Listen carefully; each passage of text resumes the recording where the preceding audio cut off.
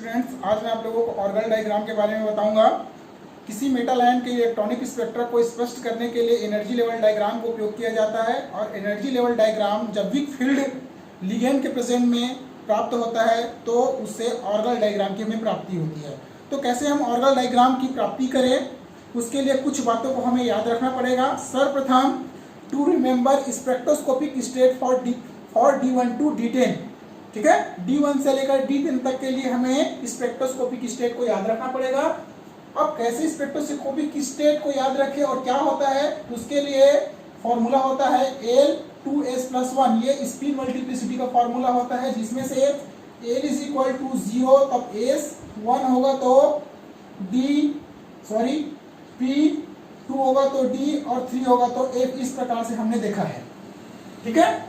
अब यहाँ पर मैं कुछ आसान ट्रिक में आपको D1 से लेकर D10 तक के लिए कैसे स्पेक्ट्रोस्कोपिक स्टेट को याद रखें मैं बताऊंगा।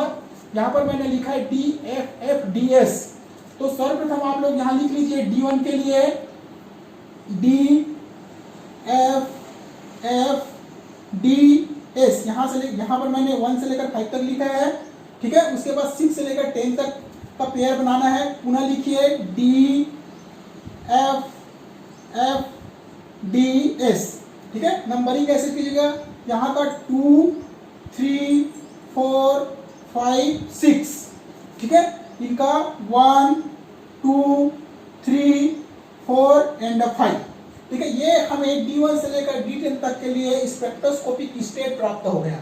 अब क्या करना है इसके बाद हमें सबसे पहले D ऑर्बिटल के लिए, ठीक है, कौन से D स्पेक्ट्रोस्कोपिक स्टेट और F स्पेक्ट्रोस्कोपिक स्टेट प्राप्त हुआ है उसको अलग अलग करना, ठीक है। नंबर 2 तो हमें प्राप्त हुआ है 2S+1। हम D के लिए देख रहे हैं, ठीक है। ये हमें स्पेक्ट्रोस्कोपिक स्टेट किसके लिए प्राप्त होगा, D1 और D6। पहला हमें दिखाई दे रहा है, दूसरा हमें दिखाई दे रहा है। यहां पर देखिए, पहला D, दूसरा D4 और D9, D4 और D9। जब हम D1 D6 D4 और D9 के लिए एनर्जी लेवल डायग्राम ड्रॉ करेंगे तो उसमें स्पेक्ट्रोस्कोपिक स्टेट की क्या अवस्था को यूज करेंगे, D को, ठीक है। क्या बदलेगा, यहाँ पर सिर्फ स्पिन मल्टीप्लिसिटी का मान बदलते जाएगा, ठीक है। अब यहाँ पर यदि हम देखें, जैसे D1 की हम बात करें तो D1 का क्या था D, D6 में भी क्या आएगा D। स्पिन मल्टीप्लिसिटी में चेंज है, यहाँ पर 2 है, यहाँ पर 5 है, ठीक है। सिर्फ इंटरचेंज हुआ है 4 और 9 में, ये हुआ है D5 और ये हुआ है D2। ऐसे भी आप इसको याद रख सकते हैं, ठीक है। दूसरा आप किसके लिए आइडेंटिफाई करना है, F के लिए। F का क्या है 2S+1, ये हमारा स्पिन मल्टीप्लिसिटी है, ठीक है। अब F के लिए क्या क्या प्राप्त हुआ है हमें, D2 D7। D2 और D7 यदि इलेक्ट्रॉनिक विन्यास वाला कोई मेटल आयन आएगा या कॉम्प्लेक्स आएगा तब हम उसमें F का यूज करेंगे, ठीक है। उसके बाद है D3 और उसके बाद है D3 के बाद D8, ठीक है। D2 D7 D3 और D8 में हम F का यूज करेंगे। और S का यूज किसमें करेंगे, जब S आएगा तो है हमारा इसके लिए D5 और D10 के लिए हम S का यूज करेंगे, जो आपको देखने को शायद ही मिले, ठीक है। अब यहाँ पर देखो, याद करने का दूसरा तरीका देखिए। यदि आप कभी भूल गए कि D1 के बाद क्या आएगा, उसका पेयर क्या है, तो देखिए 5 का अंतर है, ठीक है। 5 का डिफरेंस है तो 5 का डिफरेंस हुआ तो 6 हुआ, यहाँ पर 2 में 5 का डिफरेंस हुआ तो 7 हुआ, 5 का डिफरेंस में 8 और 5 के डिफरेंस में 9 और 5 के डिफरेंस में 10 है। ऐसा भी आप इसको याद रख सकते हैं, ठीक है। तो हमने आइडेंटिफाई कर लिया। अब आइडेंटिफाई करने के बाद कुछ ऐसे भी होते हैं जिसका सेम मल्टीप्लिसिटी होता है। तो सेम मल्टीप्लिसिटी वाले कौन कौन से,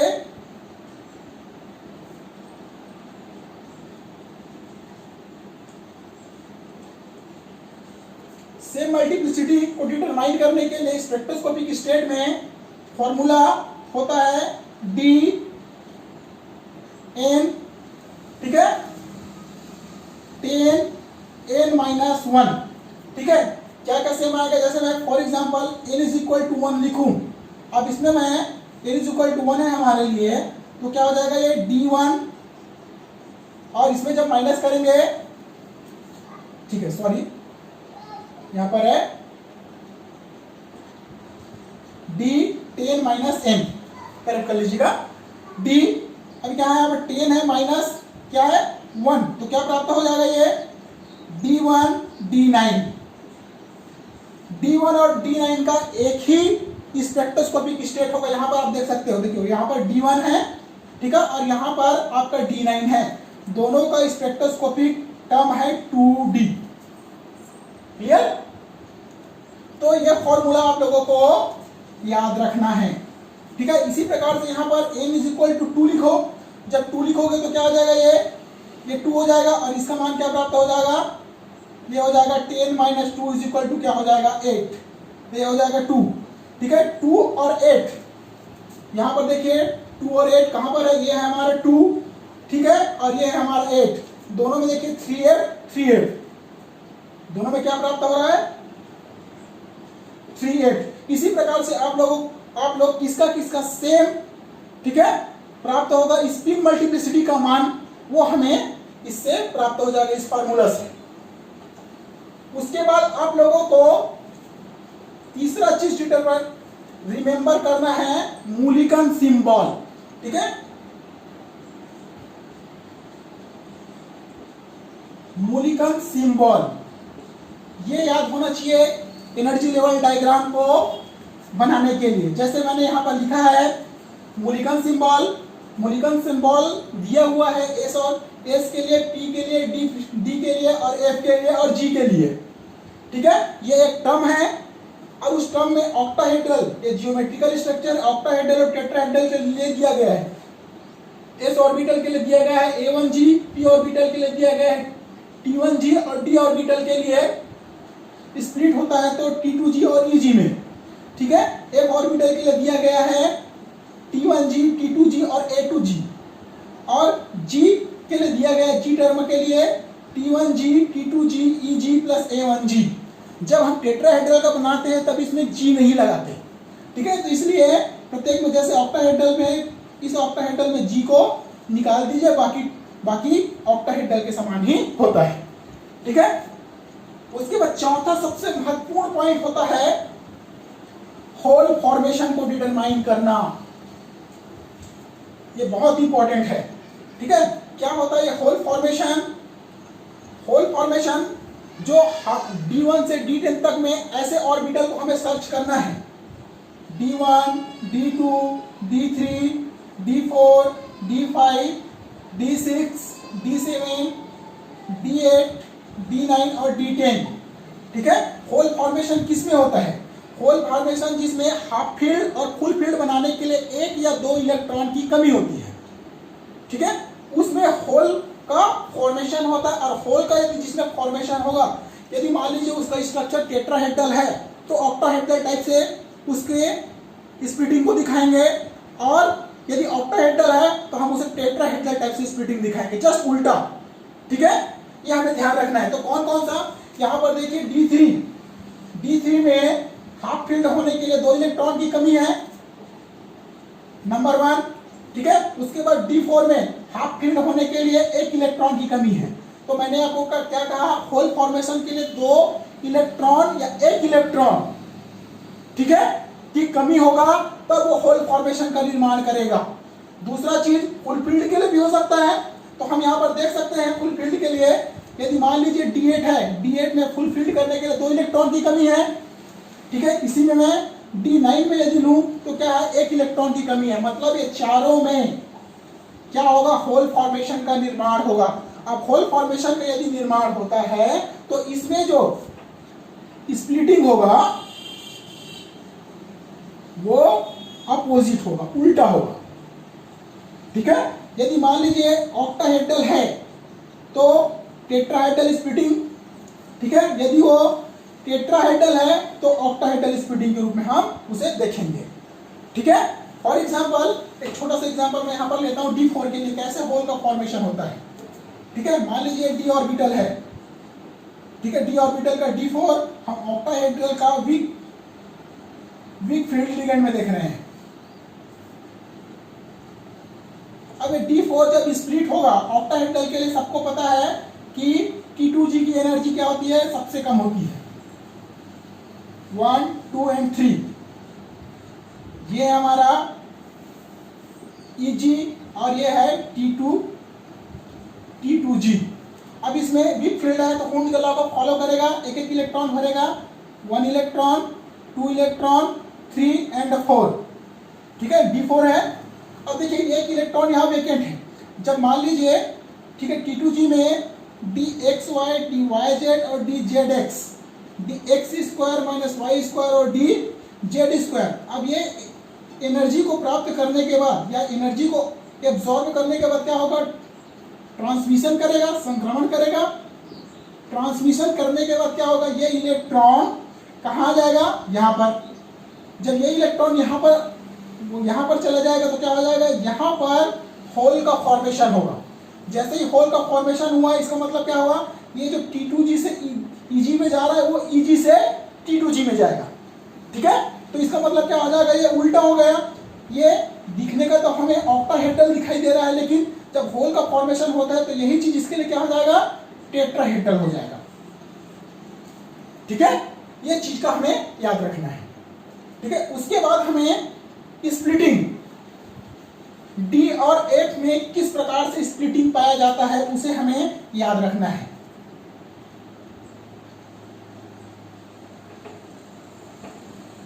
splitting of D and F। ठीक है, अब इसको स्प्लिटिंग करने के लिए हमें ये ध्यान में रखना होगा, जब एनर्जी लेवल का डायग्राम बनाया जाता है तो वो किसके किसके वर्सेस में होता है, energy versus strength of legend. इन चीजों को हमें ध्यान देना है। अब इसको मैं इस प्रकार से ड्रॉ कर लूं। ठीक है, स्प्लिटिंग में देख रहे हैं।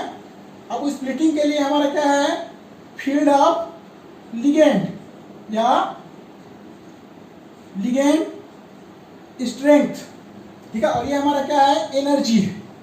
ठीक है, अब हम किसके लिए देख रहे हैं, किसी भी चीज, मान लीजिए D1 के लिए देख रहे हैं। ठीक है, D1 का टर्म क्या प्राप्त हुआ, स्पेक्ट्रोस्कोपिक टर्म हमने देखा था D2, ये प्राप्त हुआ है। अब सबके लिए कॉमन देख रहे हैं, इसलिए हम यहाँ पर क्या लिखेंगे, D2s+1।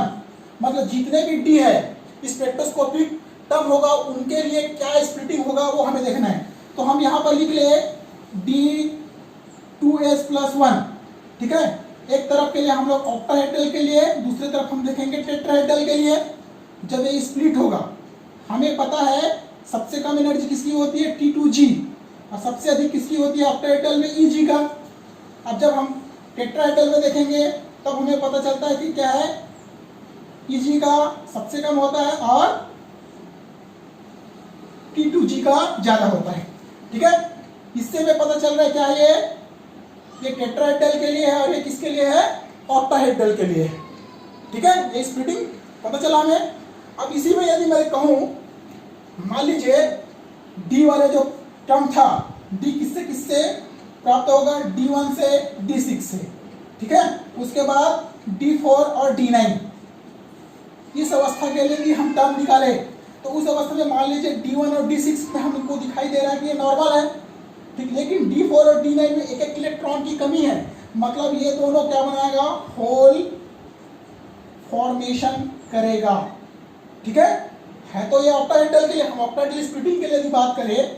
ठीक है, तो यहाँ पर D1 है और ये D6 है। D1 और D6 तो नॉर्मल है, इसलिए ऑक्टाहेड्रल बनाएगा। ठीक है, अब इसी चीज को यदि मैं करूं तो इसको मैं T2 लिखूं, इसको मैं लिखूं E। ठीक है, इसके लिए D4 और D9 के लिए तो क्या होगा, इस प्रकार से यहाँ पर होल का फॉर्मेशन होगा, इसलिए E से T2G में आएगा, इसलिए हम इसको क्या लिखेंगे, TD। ठीक है, किसके लिए, D4 और D9 के लिए। ठीक है, ऐसा लिखा जा सकता है। तो स्प्लिटिंग हमें याद रखना है। एनीवे मैं आपको इसको समझाऊंगा कि कैसे होता है। यहाँ पर सिर्फ आप स्प्लिटिंग समझिए। ठीक है, स्प्लिटिंग कैसे होता है, तो हमने यहाँ पर यह सीखा कि D, ठीक है, जितने भी D है 2s+1 के लिए स्प्लिटिंग होगा तो T2G और Eg में वो टूटेगा, टेट्राहेड्रल और ऑक्टाहेड्रल के लिए। ठीक है, दूसरा चीज हमें अब ध्यान रखना है किसके लिए? एफ के लिए। ठीक है, एफ का आपको पता है क्या होता है? एफ का मैंने कहा था D3 और है D4। ठीक है, D3 में कितना 5 का अंतर हो गया, तो क्या हो जाएगा? ये सब में 5 का अंतर था, तो क्या हो जाएगा? ये D8। इसमें भी 5 का अंतर होगा, तो क्या होगा? ठीक है, सॉरी है ना, D2 से स्टार्ट करना है। D2 5 का अंतर है D7, उसके बाद है आपका D3 है, तो कितने का अंतर हो जाएगा? 5 का, इसलिए D8।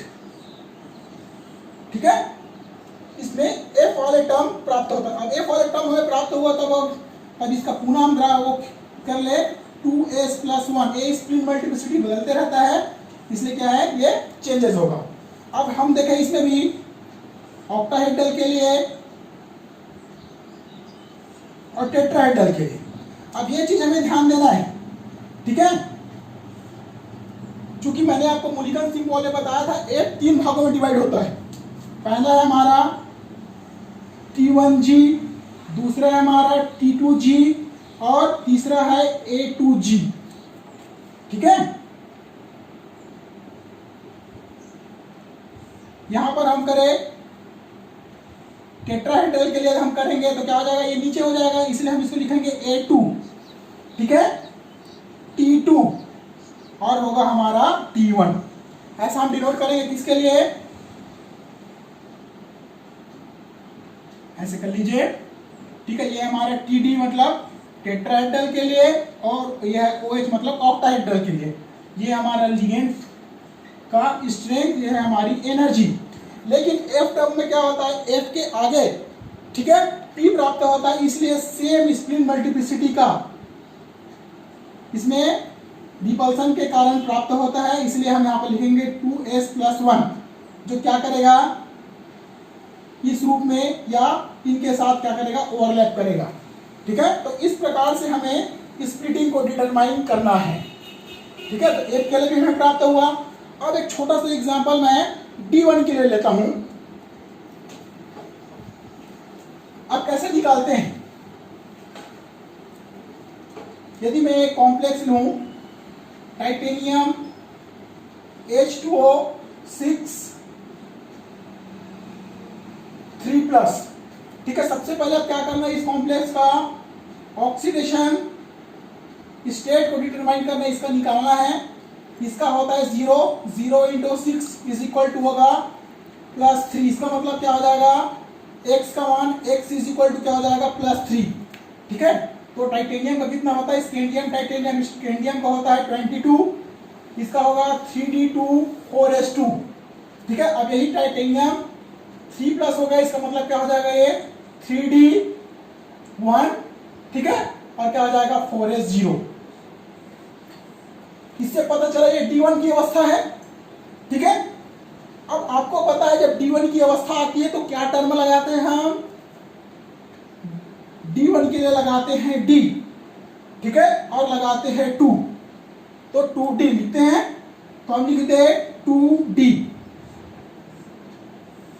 ये हमारा फील्ड स्ट्रेंथ है। ये लिगेंड फील्ड स्ट्रेंथ के लिए है, और यहाँ हमारा एनर्जी। ठीक है, अब यहाँ पर क्या हो रहा है? एक है, इस 6 से पता चल रहा है कि क्या है? ऑक्टाहेड्रल है, सिर्फ ऑक्टाहेड्रल इसमें स्प्लिटिंग हो रही है। हमें पता है कि ऑक्टाहेड्रल के लिए क्या होगा? होता है T2G और होता है EG। अभी कहां से T2G से किसमें ट्रांजिशंस करेगा? EG में ट्रांजिशंस करेगा। ठीक है, और ट्रांजिशंस करेगा तो क्या होगा? 1 बैंड की प्राप्ति होती है।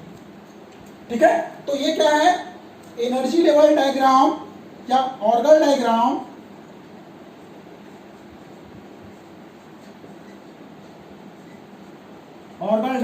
For D1। ठीक है, अब 21 का करीब 20,000 ठीक है पर सेंटीमीटर की एनर्जी को एब्जॉर्ब करेगा, और एब्जॉर्ब करने के बाद क्या करता है? 1 बैंड की प्राप्ति करता है। तो इससे देखिए एक मेटल कॉम्प्लेक्स लिए, वैसे बहुत सारे मेटल कॉम्प्लेक्स के एग्जांपल से हम समझेंगे।